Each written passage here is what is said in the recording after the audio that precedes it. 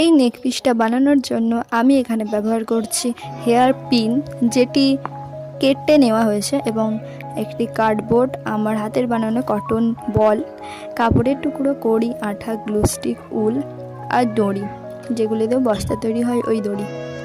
উল দিয়ে আমি তৈরি করেছি কটন বল, এবং দড়ি দিয়ে তৈরি করেছি আমি একটা গোল রকম শেপের দিয়েছি একটা।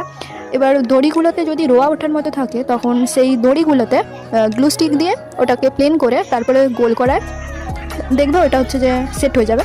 তো এরকম করে গোল করে নিয়েছি। গোল করে নেওয়ার পর ওই গ্লু স্টিক দিয়ে ওটা আমি ছিটিয়ে দিয়েছি কাপড়ের ওপরে। দেন আমি তারপরে গ্লু স্টিক দিয়ে পরির ওপরে ছিটিয়েছি। আর হ্যাঁ, এইগুলো সবগুলোই কিন্তু আমার নিজের তৈরি। এবার কমেন্ট করে বলো তো তোমরা সবাই কোন জায়গা থেকে দেখছো। আজকের মতো টাটা, দেখা হচ্ছে নেক্সট ভিডিওতে। ফুল ভিডিও দেখার জন্য সাবস্ক্রাইব করে দিও। টাটা।